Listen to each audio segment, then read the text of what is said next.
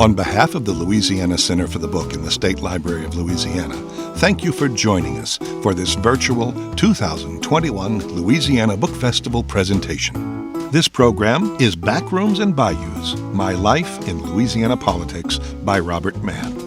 Robert Mann holds the Manship Chair in Journalism at LSU's Manship School of Mass Communication. A former political writer for Louisiana daily newspapers, he served as a senior aide to U.S. Senators Russell Long and John Breaux and Governor Kathleen Blanco.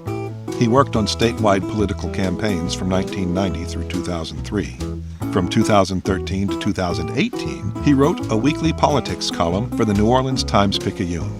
Mann is the author of critically acclaimed books about the American Civil Rights Movement, the Vietnam War, the 1964 presidential election, American wartime dissent, and President Ronald Reagan. Ladies and gentlemen, Robert Mann.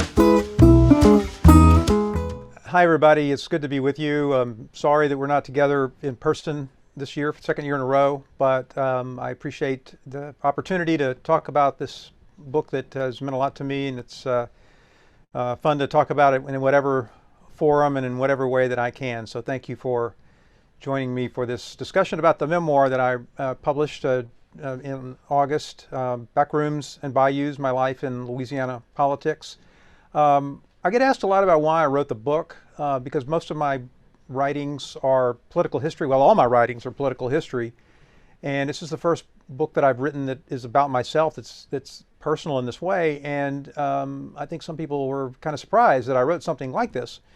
And so I like to tell this story because it really is the impetus for, one of the impetus, or the main impetus for this book, is that I spent some time thinking. I've thought about this a lot over the years. Back in the winter of 1985, I was sitting on an airplane with Senator Russell Long. I was his press secretary, and we were flying from Washington back to New Orleans to do some traveling around the state, and I was accompanying him back, as I usually did when he traveled in Louisiana. And so we're sitting on this plane together, and it starts snowing, and I mean, it turns into a blizzard, just a really epic kind of blizzard, and they had to shut the airport down.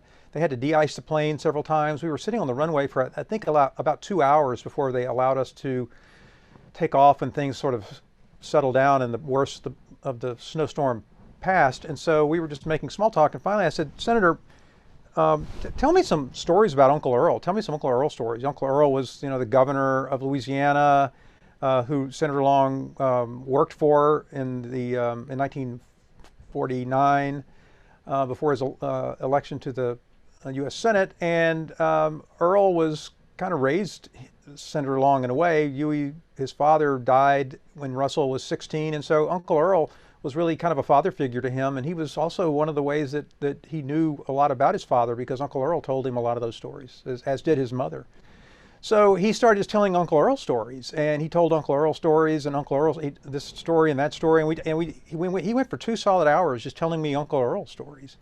And finally, when he sort of ran out of them, it's kind of a really funny moment. He turned to me and he said, "Did you ever know Uncle Earl?"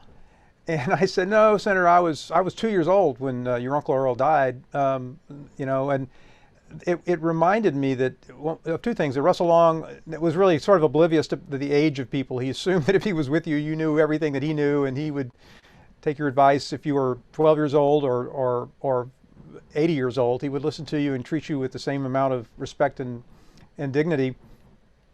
But I started thinking about that over the years, and I realized a few years ago that Uncle Earl was the only governor of Louisiana since the 1940s that I didn't know, that I didn't either cover, write about, or work for in some way. And I realized that I needed to tell these stories.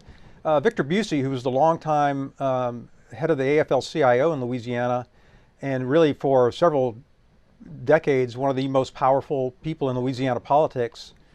I got to know Mr. Busey pretty well over the years, and we went to church together, and I would see him a lot at different events, and I remember saying, "Mr. Busey, you need to write a book. You've seen a lot. You need to write a book." And he would always demur. He would just say, "Oh, people who didn't know Vic Busey may not appreciate what a modest and soft-spoken man he was for all the power that he had.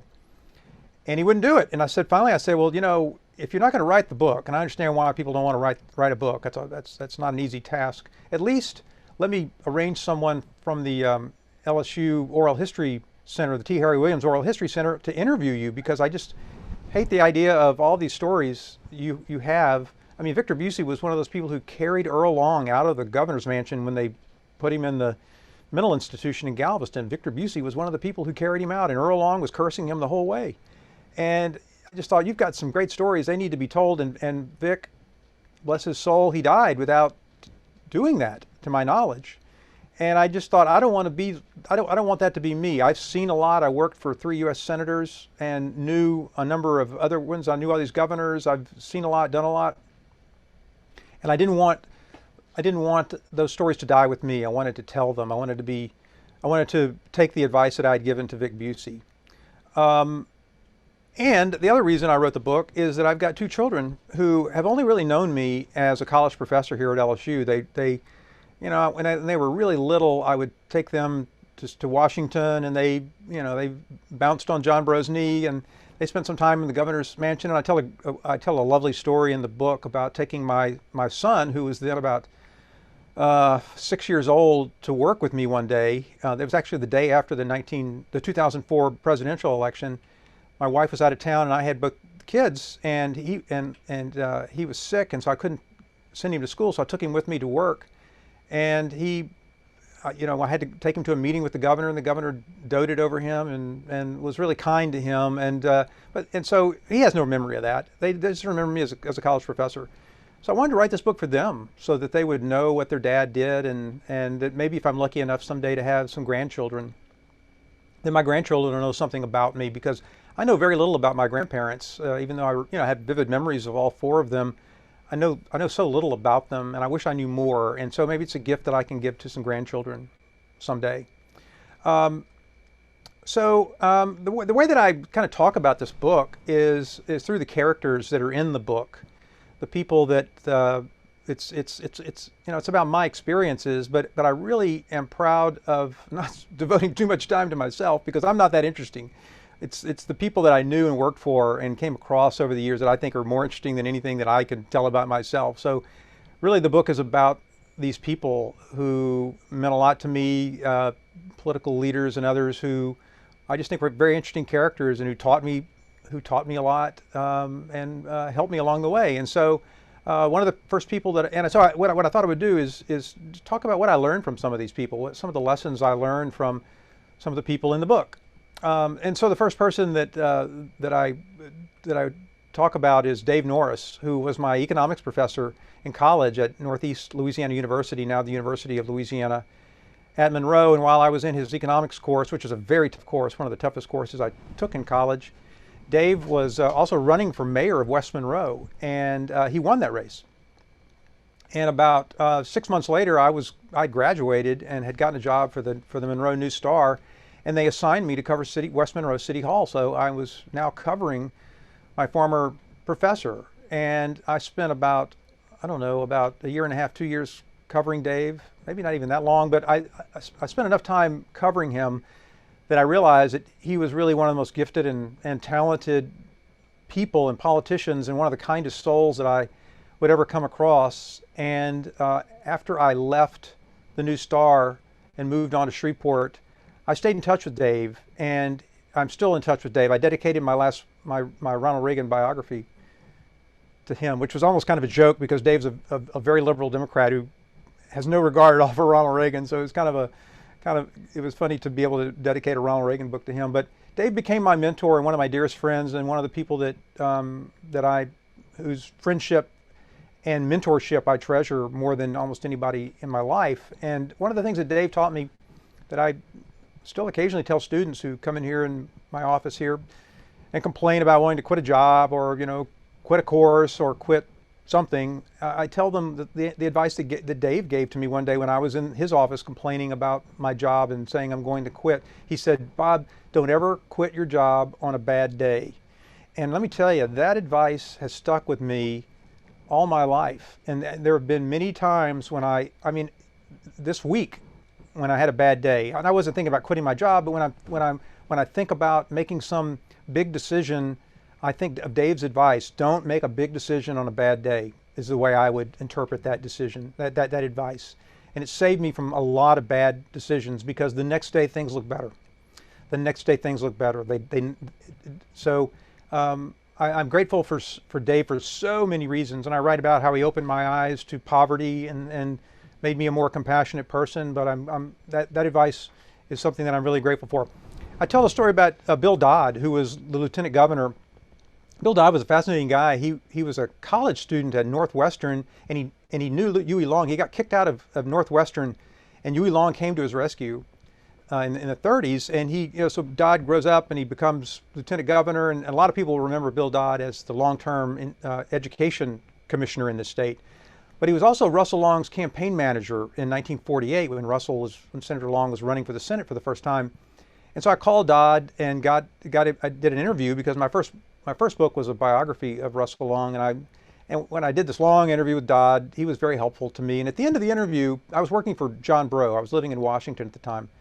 He says, "So you're still up there in D.C., aren't you?" And I said, "Yes, sir." And he says, "Let me give you a little advice." He says, "You're around a lot of people who are making a lot of compromises, or asking you to make a lot of compromises, and you're not going to turn into a person who makes a lot of bad decisions. You're not going to turn into a horrible person overnight. It's going to happen very gradually. You're going to make one little bad decision, make one little compromise in your ethics today, and it'll make it easier to do the next one. And that one will make it easier to do the next one, and the next one will be a bigger one, and it'll make it easier to make a bigger compromise the following month. And before you know it, you've lost your way." He says, don't make those small bad decisions. Catch yourself before you make those bad decisions. It was his way of saying it's easier to make a course correction early in a flight than it is later. And I've thought about that a lot, and I still think about that a lot, because it's never too late to take that advice. When I was a reporter for the Shreveport Journal, I was just a kid. I think I was 24, 25 when I became the political writer for the Shreveport Journal. Stan Tyner, who was the editor, who is another one of my great mentors and still a dear friend of mine, gave me this job.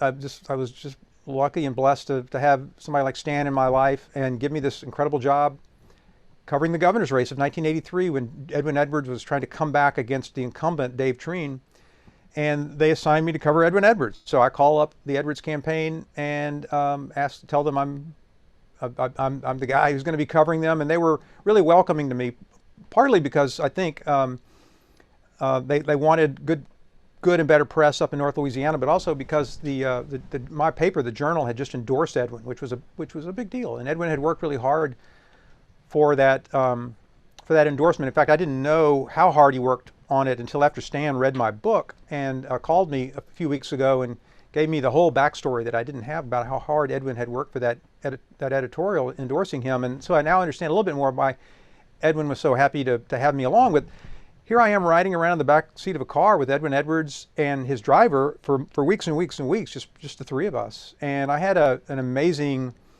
view of a major statewide campaign and a major figure in Louisiana political history. And I guess the thing I learned from Edwin that I take away, I learned a lot from Edwin Edwards, some good, some bad, but there was this book that was out at the time that had come out a few years before by one of his former aides, Clyde Vadrine, who had written this book called Just Taking Orders, and it was filled with all this scandalous allegations about Edwards' criminality and immorality and everything. It would curl your toes if you read this book.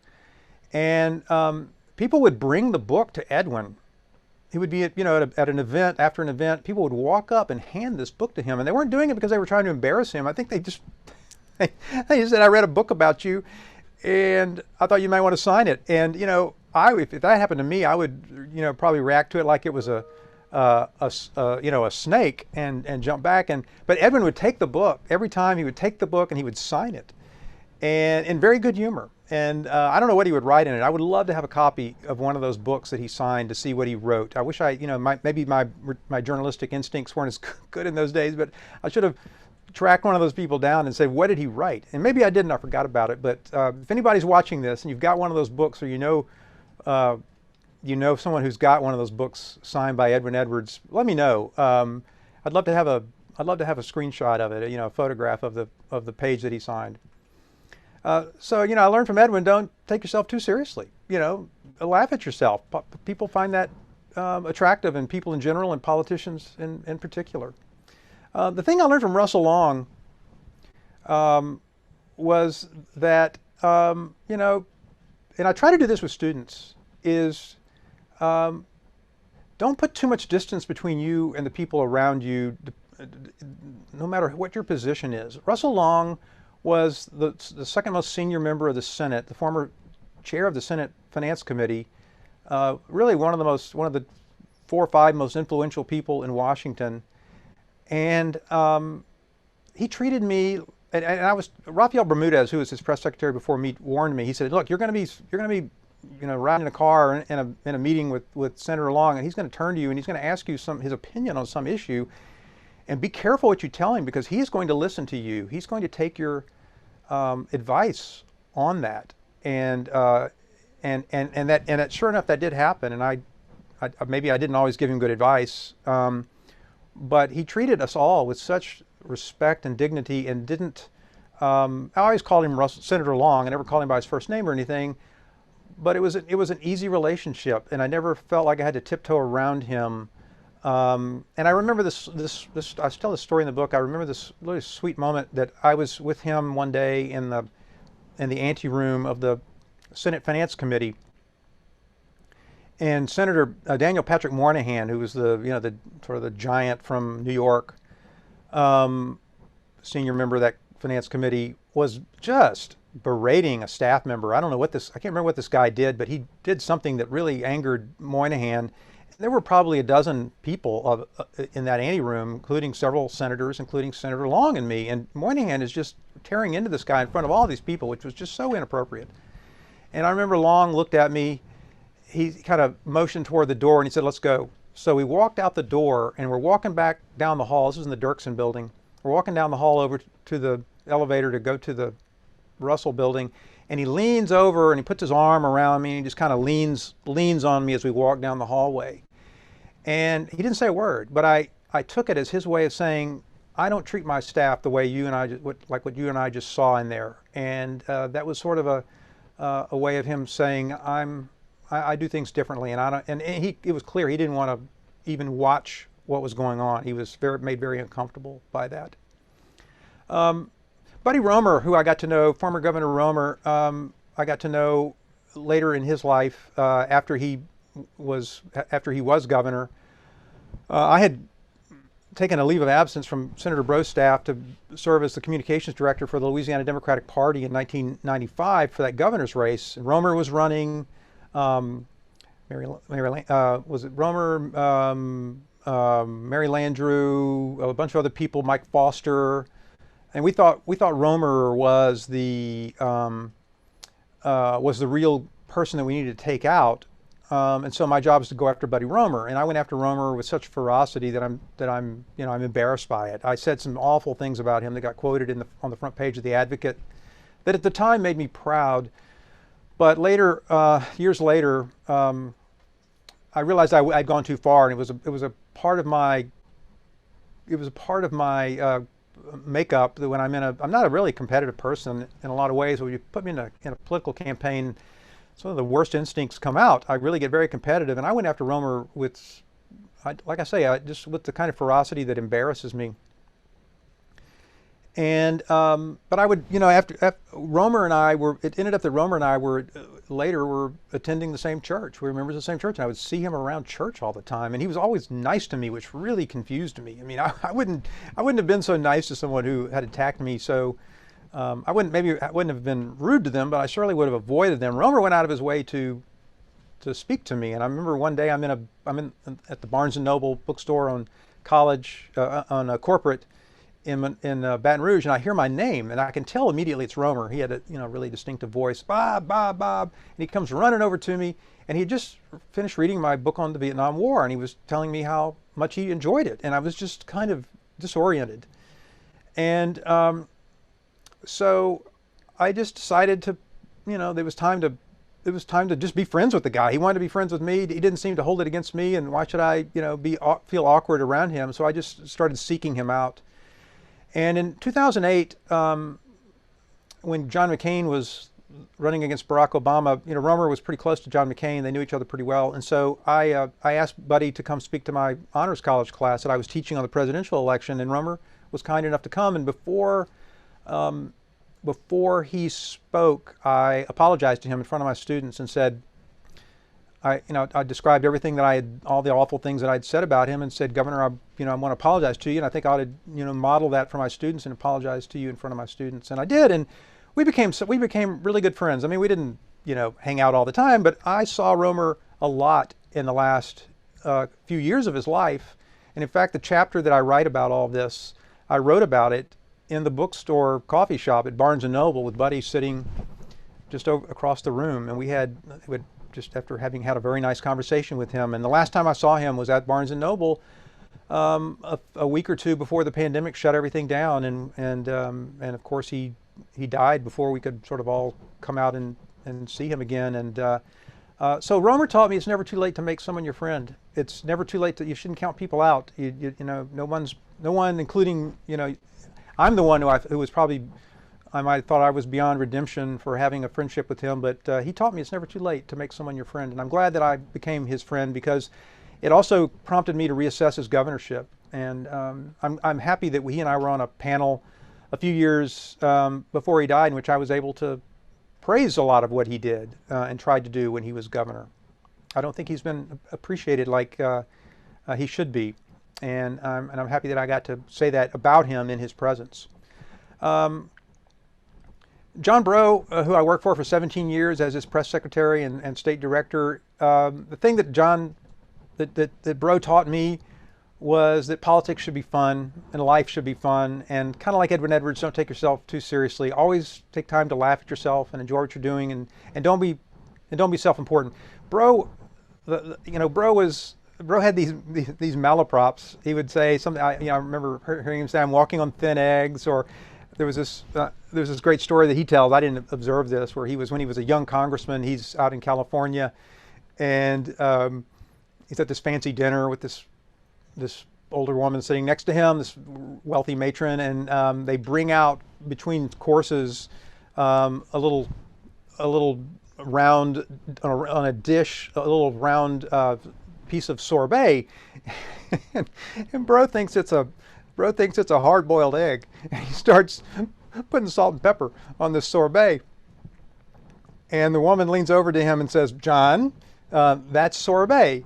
And Breaux says, "Oh, I always salt and pepper my sorbet." And Breaux loved telling that story about himself. He loved telling that story about himself. And he would see us giggling at him at the back of the room when he would say something. And we'd get in the car and he would say, "Okay, what did I say this time?" And there was just no self-importance about him. He just really loved laughing at himself. And Breaux used to, Senator Breaux used to always introduce me when I was working on these books. I wrote my first three books while I was on his staff. And he would introduce me he loved the fact that I was writing about Russell Long. He and Senator Long were very close, and he loved that I and Kyle France and Carol Spear were sort of bridges to that between those two senators. And he would say, "This is Bob Mann, my press secretary. He's writing a book about Russell Long, and I'm also paying him not to write a book about me." And that was always a big laugh, And so when I finished this book about about a year and a half ago, I called. I felt like I wanted Breaux to read it. I didn't want him to see it, after it was published. I wanted him to read it ahead of time. So I called him up and I said, "You know how you used to say you were paying me not to write a book about you?" And he said, "Yeah." And I said, "Well, you quit paying me." And so I wrote a book about you. And he laughed. And maybe the Breaux stories aren't the funniest stories in the book, but I hope that my affection for John Breaux and the happy life that he enabled me to have by allowing me to write these books and giving me the time to do this comes through, because he made the difference in my life in a million different ways. Kathleen Blanco, who I didn't want to go work for, because Breaux made me go work for her. She was in this runoff against Bobby Jindal in 2003. And I was happy working for Breaux. I was hoping he was going to run for another term and retire, maybe retire then, and I would have a nice Senate retirement and all that. One day, right after the primary, and it's Kathleen and Bobby Jindal in this runoff, I get this phone call and it's Breaux, and he says, "Look, I just got off the phone with Kathleen, and I'm sending you over to help her for the next 6 weeks." And I said, "Oh man, I don't want to do that. I just, I don't want to do another campaign." And he says, "Oh, come on, it's 6 weeks, and you'll finish it, and you'll be right back here. It's just, you can do anything for 6 weeks." So I mean, I didn't really have much of a choice. So I go to work for her, and on election night, we win the race. She wins the election, and I was proud to be the first person she offered a job to. And I eventually accepted. I accepted on the spot, and then I changed my mind, and then I changed my mind back, and ended up being her communications director. And I write, there's several chapters in the book about working for her and my experiences with her and Coach, her husband, Raymond Blanco, who I loved. But we also had our moments. But so I have a lot in there about Katrina. And one of the things that I write about her is, number one, how I often misjudged her and what a strong person she was. And what people don't maybe appreciate about her, or at least didn't appreciate at the time, is what I think she taught us all that you never give up. I mean, she wasn't a Sarah Palin or a Bobby Jindal who sort of quit doing their jobs. Sarah Palin resigned halfway through her term, and Bobby Jindal just started running for president and neglected the state. Kathleen Blanco, even after she decided not to run for re-election after Katrina, she never gave up. She never gave up. And the reason that so many people were able to rebuild in South Louisiana after Rita and Katrina is because of Kathleen Blanco, because she never gave up and she refused to take no for an answer from the powers that be in Washington. I went with her several times to Washington while she campaigned and lobbied for that money. Now, people like Mary Landrieu and others were also instrumental in getting that funding. But Kathleen Blanco was essential in it because she never gave up. And, she, I think, taught us a lot. And I'm really, really happy that she lived long enough to see a reassessment of her time as governor and see that people were coming around to recognizing how hard she worked and that she was a much better governor than people judged her to be at the time.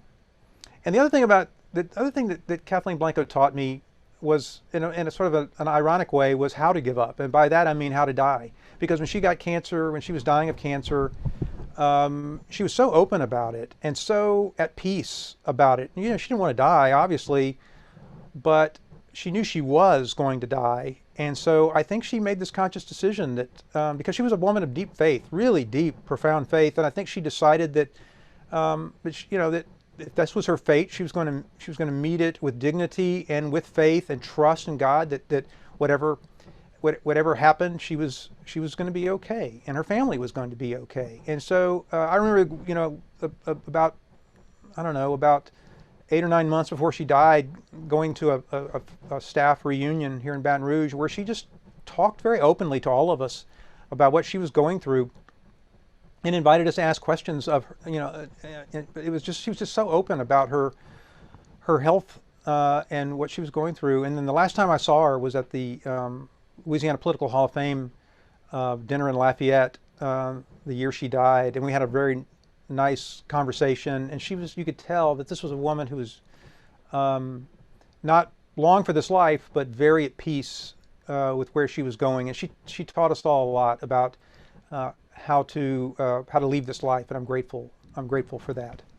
I hope this book, more than anything, is a reminder to my children and my students, and any reader who's interested in politics or maybe a life in politics, that we're all going to screw up. We're all going to make mistakes. We're all going to do things that make us ashamed.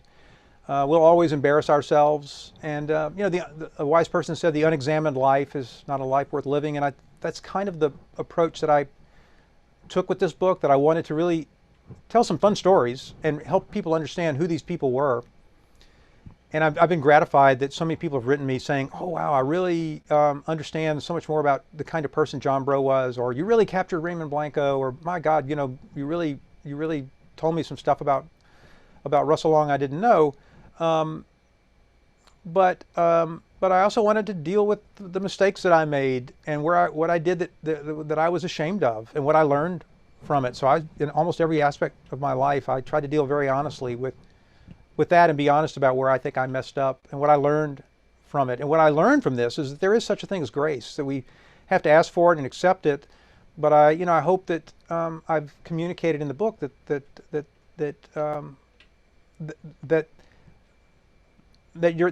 the worst moments of your life don't really have to define you. One last lesson that I learned that I think I should tell. This one's from former Lieutenant Governor Jimmy Fitzmaurice, who was, after the '83 governor's race was over and Edwin Edwards had beaten Dave Treen, there was a runoff between Fitzmaurice, who was the former lieutenant governor, and Bobby Freeman, who's the incumbent lieutenant governor, who was running for re-election. Fitzmaurice was trying to knock him off. And so I was covering this race, and so I called up Fitzmaurice and said, I wanted to follow you around for a few days. And so if you ever knew Jimmy Fitzmaurice, you'll know what I'm talking about. He was, when I showed up, you would have thought I was his long-lost brother-in-law. I mean, he was just so friendly to me, and I'm not sure I'd ever met him before, but you thought we were lifelong friends. So I followed him around a few days, and the first day we're on this helicopter. We're flying from New Orleans across some parts of South Louisiana, and I think our first stop was in Houma, and we were going to stop at this dentist office. I think, as I recall, to pick up a check or something from this dentist who was a friend of his. And from the air, the pilot could not find the office. We were flying around in circles around Houma while the pilot was looking for this office. And finally, Fitzmaurice kind of got frustrated. He spotted a farmhouse on the outskirts of town with a cow pasture next to it, and he told the pilot, put the plane down there, and put the chopper down there. So the chopper lands in this cow pasture, and Fitzmaurice throws open the door. He's in a suit, he's in a suit. He climbs out of the helicopter, walks across this little cow pasture, climbs over a barbed wire fence, and walks up to the back of this farmhouse and knocks on the door. And we're all watching this from the helicopter.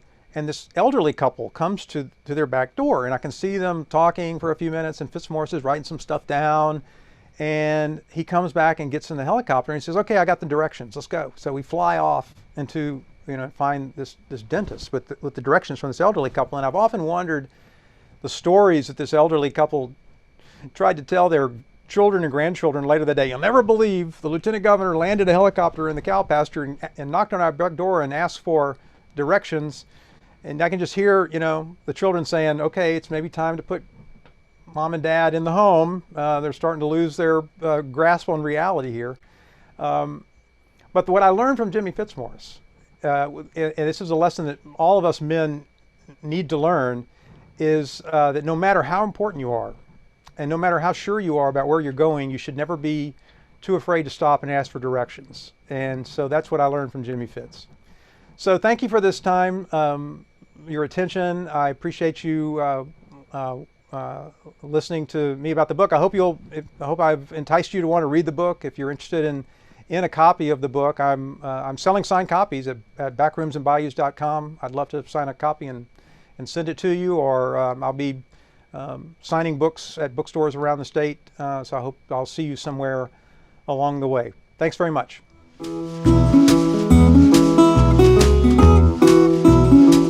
Thank you for watching this presentation of the virtual 2021 Louisiana Book Festival. Please visit our official bookseller, Cavalier House Books, and receive 20% off all featured festival titles through the end of the year. A special thank you to our festival sponsors.